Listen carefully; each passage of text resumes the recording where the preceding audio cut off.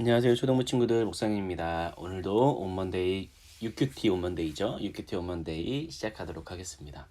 벌써 네 번째 시간이네요. 오늘은 누가복음 17장과 시편 45편에서부터 49편까지 시편으로 넘어가네요. 중간에. 그래서 이렇게 살펴볼 건데요. 오늘은 특별히 그 뒤에 배경이나 그리고 이야기 살펴보는 곳에서는 사마리아인에 대해서 배울 거예요. 자, 그럼 시작해 볼까요? 첫째, 오늘은 아홉은 어디 있느냐라고 해가지고 누가복음 말씀 끝부분을 봤죠. 17장 부분을 봤는데 이것은 뭐냐면 예수님께서 10명을 고쳐주셨는데 9명은 감사하다는 말 없이 그냥 그 고침받은 상태로 돌아갔고 한 명만 예수님께 돌아가가지고 감사하다고 표현한 거예요.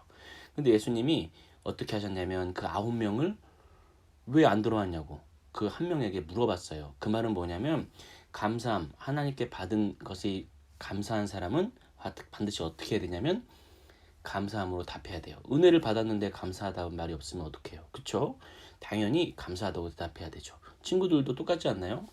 어떤 사람에게 친구들이 좋은 일을 했는데 그 사람이 고맙다거나 감사하다는 말 없이 아무 말도 없으면 당연히 섭섭하죠. 근데 하나님도 똑같이 섭섭하시다고 말하는 거예요.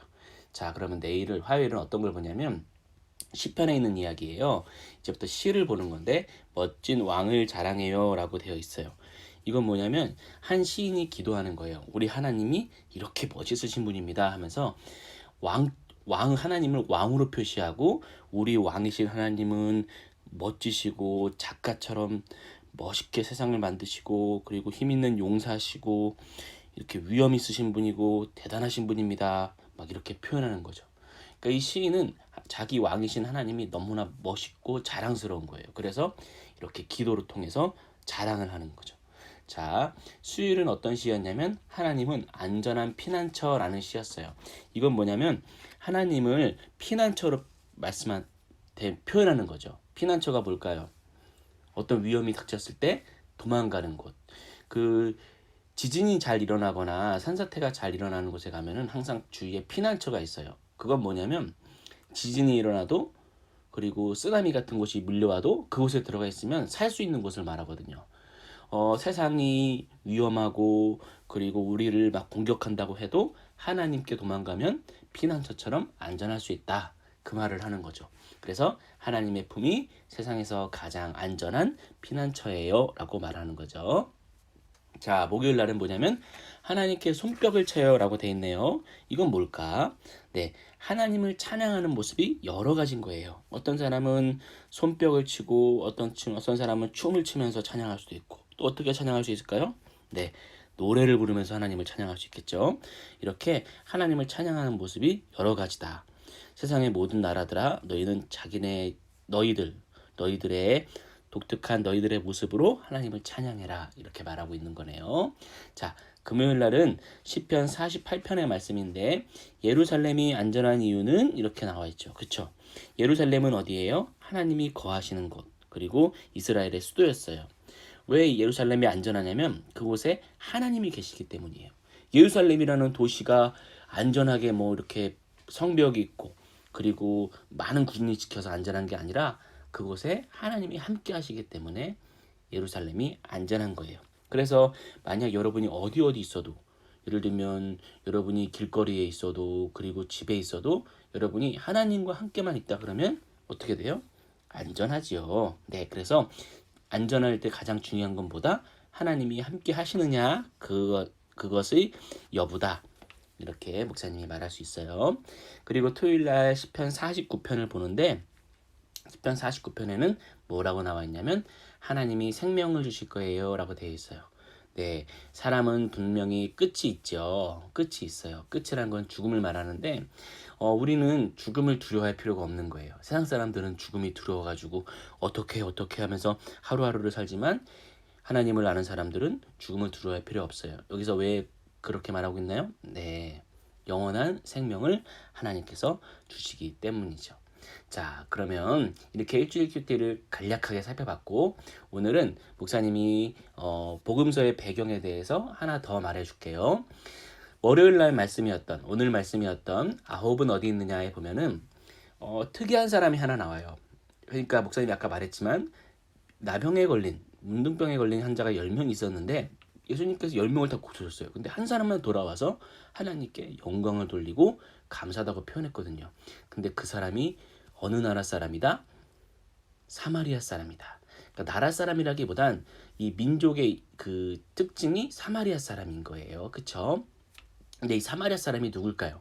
우리 친구들 알고 있어요? 성경에서 사마리아인, 사마리아 사람, 사마리아 사람들 뭐 이런 표현이 굉장히 많이 나오는데 이것에 대해서 오늘 목사님이 알려줄 거예요. 다른 성경을 하나 더 보면 누가복음 10장에 또 사마리아 사람이 나와요.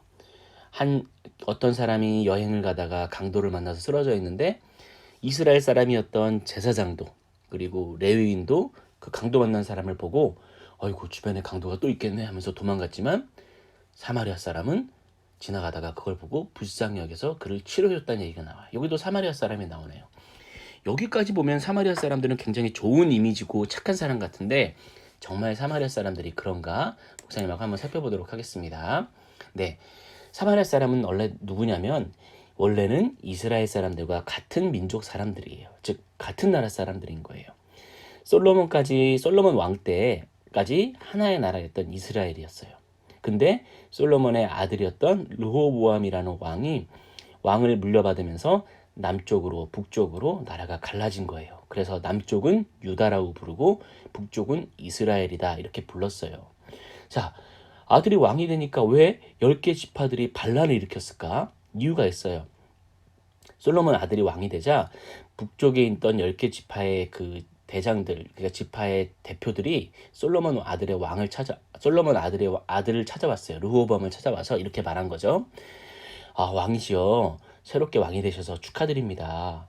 저희가 그동안 솔로몬 왕 밑에서 너무 고생을 많이 했는데 이제 새롭게 왕이 되셨으니까 일을 조금만 줄여줄 수 있겠어요? 그러니까 솔로몬 아들이 뭐라고 했을까요?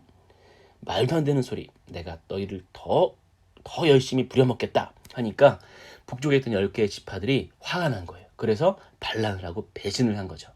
그래서 목사님이 지도를 갖고 왔는데 보니까 어떻게 돼 있어요? 네, 이렇게 해서 갈라지게 된 거예요. 원래 하나의 나라였다니까? 우리나라처럼.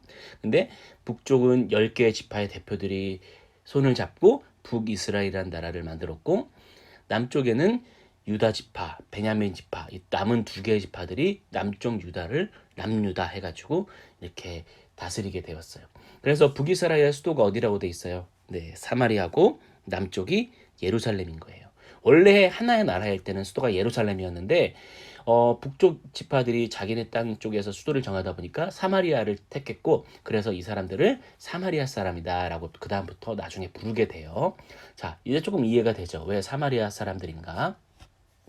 이렇게 배신을 했는데 자, 이스라엘 전체가 망하게 됐어요. 왜냐면 아시리아라는 나라가 쳐들어온 거죠. 그래서 북이스라엘, 남유다 다 멸망시키고 도시도 부시고 성전도 부셔서 포로로 다 끌려갔어요. 근데 북이스라엘 땅에는 이스라엘 사람들을 남겨놨어요. 사마리아 사람들을 남겨놨는데 그때 그 땅에다가 어떻게 했는 줄 알아요? 저기 먼 데 사는 외국인들을 강제로 데려다가 이 북이스라엘 땅에 이사시킨 거예요. 그러면서 그들하고 같이 살게 한 거예요. 그러다 보니까 어떻게 될까요? 네, 서로 결혼하고 아이 낳고 하니까 이제는 순전한 이스라엘 사람이라고 부를 수 없는 사람들이 된 거예요. 그래서 혼혈인 남유다 사람들은 북이스라엘 사람들 보고 혼혈인이다. 피가 섞였다. 더러운 사람들이다. 절대 이렇게 부르면 안 되죠. 근데 이렇게 부르기 시작한 거예요.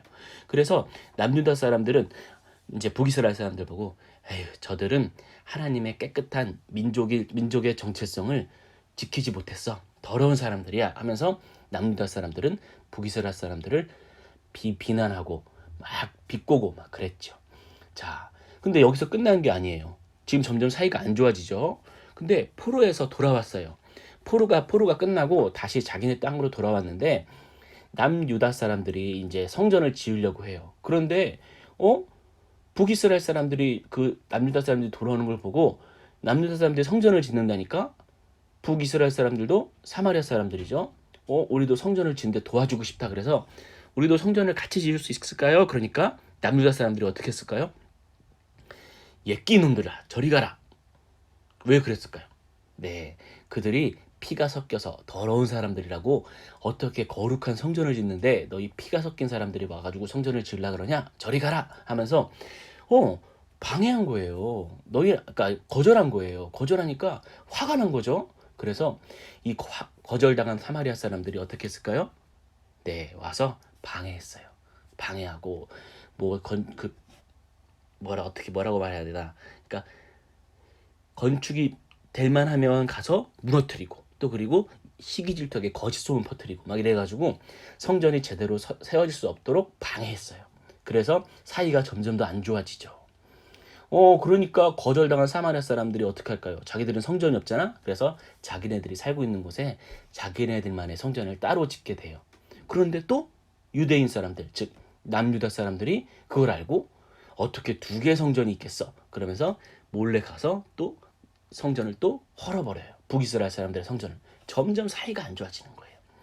자, 요한복음 4장 20절에 보니까 사마리아 여인이 예수님 보고 이런 말을 해요.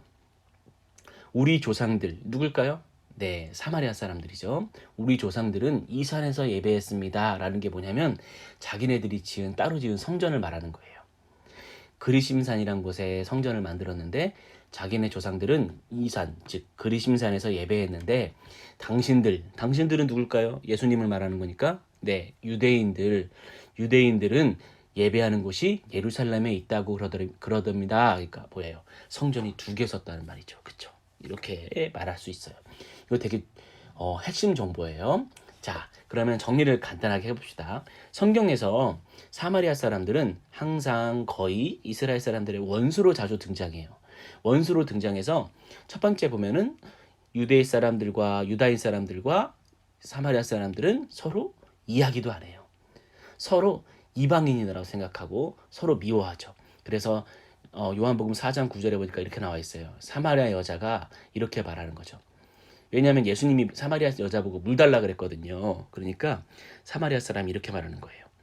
당신은 유대인인데 어째서 사마리아 여자인 나에게 물을 달라고 합니까? 원래 유대인과 사마리아 사람은 상종하지 아니합니다. 서로 관계하지 않습니다. 서로 이야기도 안 해요. 라고 말하는 거죠. 자, 또 2번을 보니까 서로 경멸하고 저주하는 사이다 그랬어요. 목사님이 글을 찾아온 거는 어떤 교수님의 글인데 이렇게 써 있어요. 유대인과 이교도 같은 혼연인들 누굴 말할까요? 네, 북이스라엘 사람들, 사마리아인들. 그러니까 유대인들과 사마리아 사람들 사이에는 혐오감이 지배했다. 유대인들은 회당에서 사마리아인들을 대놓고 저주했고 사마리아인들과는 함께 천국에도 안 가겠다고 기도했다. 유대인들은 사마리아인들의 증언을 믿지 않으려 했고 사마리아인에게서 어떤 봉사도 안 받으려고 했다. 되게 재밌네요. 이런 혐오는 사마리아인들도 유대인들에게 똑같이 그대로 대갚았다. 그러니까 서로 사이가 굉장히 안 좋은 거죠. 그래서 성경의 사마리아 사람들을 착하게 비유하는 것은 유대인들을 보고 반성하라고. 그러니까 너희를 예수님이 혼내는 분위기인 거예요. 자, 이렇게 해서 오늘 네 번째 봤고요. 네 번째 시간이었습니다. 자, 다음 주도 기대해 주세요. 안녕.